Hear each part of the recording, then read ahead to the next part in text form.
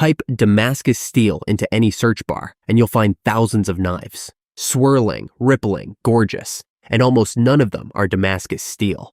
They're a modern imitation, layers of ordinary steel, folded and acid-etched to fake the ripple. The real thing was a single metal that shimmered like running water all on its own. Crusaders carried home stories about it, emperors paid fortunes for it. And then, quietly, it slipped out of the world.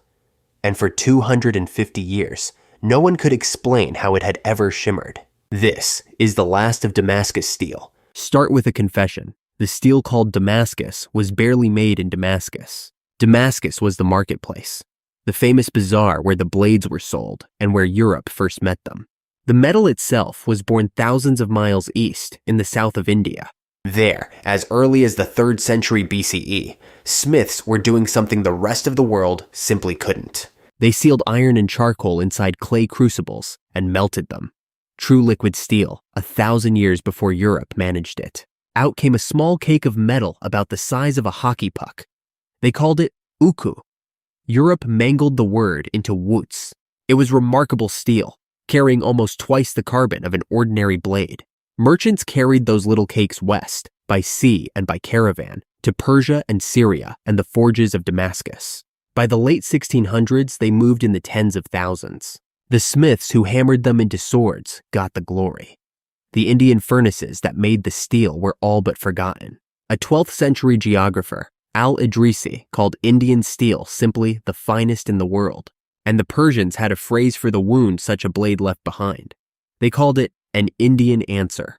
But it wasn't the carbon that made men fall in love. It was the surface. Across every blade ran a pattern, fine, watery bands, like a breeze crossing a pond. Smiths learned to coax it into shapes. A rippling rose, or rungs climbing the steel they called Mohammed's ladder. To a medieval eye, it looked like magic folded into metal.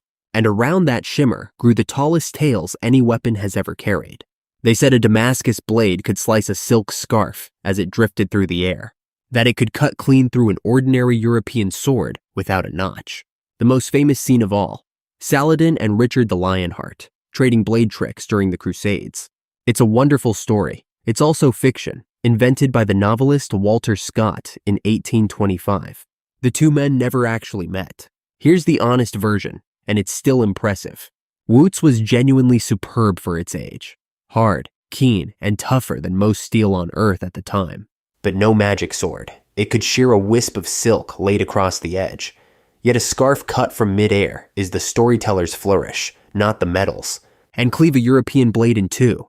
That high carbon made it brittle. Edge to edge, it chips before it cuts through.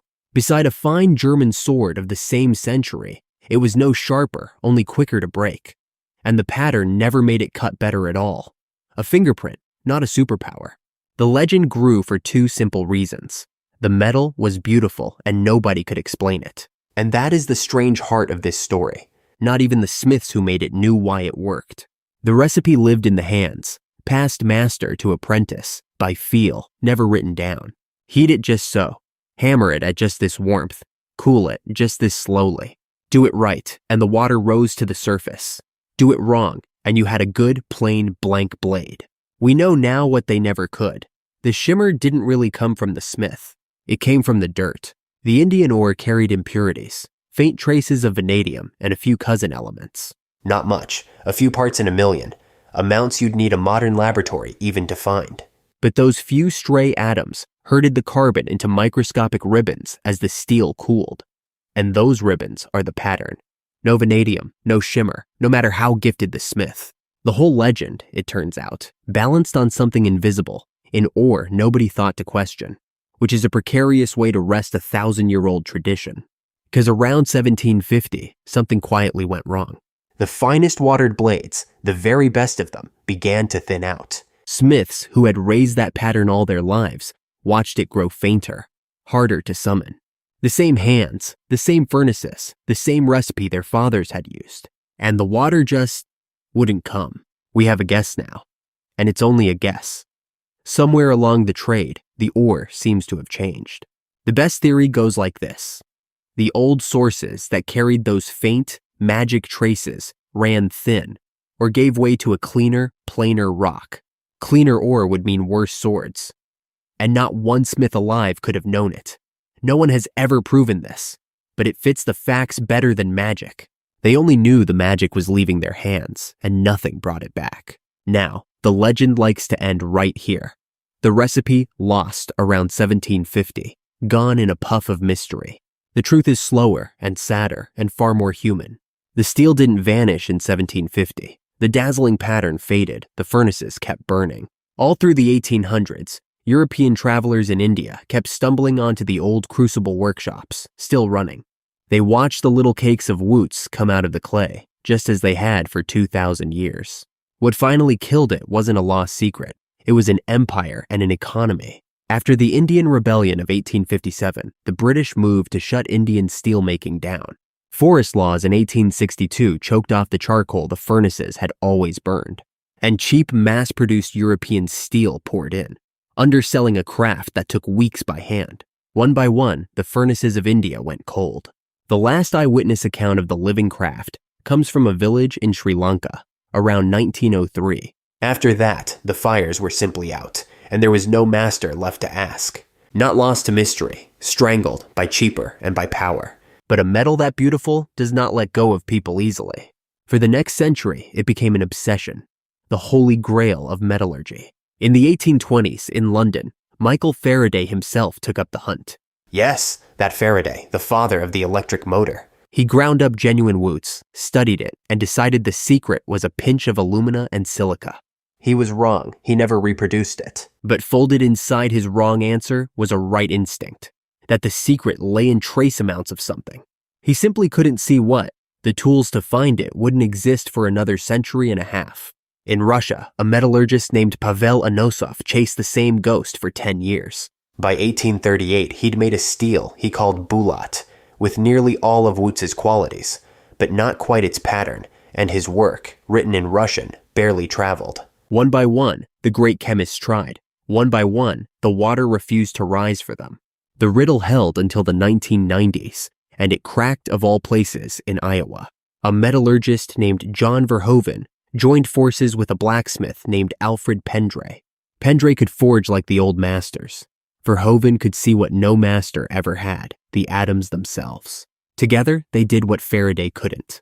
They tracked down the vanadium, those few parts per million, and proved it was the key to the bands. They worked out the exact dance of heating and cooling that lines the carbon up into ribbons. And then, in a modern workshop, they raised the water pattern again. Under the microscope, their blades matched the museum pieces. The same shimmer, the same hidden architecture. The recipe that had drained away with the furnaces was at last written down. After 250 years, we finally understood the magic. Which leaves one last quiet question. If we can raise the pattern again, if the science is solved, then what exactly was lost? Not the formula. We have that now. What we lost was the thing itself. The unbroken line, a craft handed down by hand for 2,000 years, master to apprentice, without a single gap. That line is cut, and a cut line cannot be tied back together. The reproductions are real, and they are beautiful, but they're a translation. The science of the song, not the original voice. No one alive learned this the old way. From someone who learned it from someone, all the way back to those first Indian furnaces. You can still buy a knife stamped Damascus tonight. It's a different thing, wearing an old thing's name.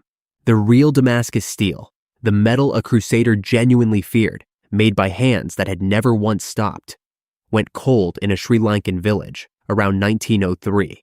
We got the recipe back. We never got that back. Some things you can rebuild from the ashes, and some things, once the last fire goes out, are simply the last of their kind. So here's a question worth leaving on. What else have we figured out how to make again? Only to find we were already too late to make it the same.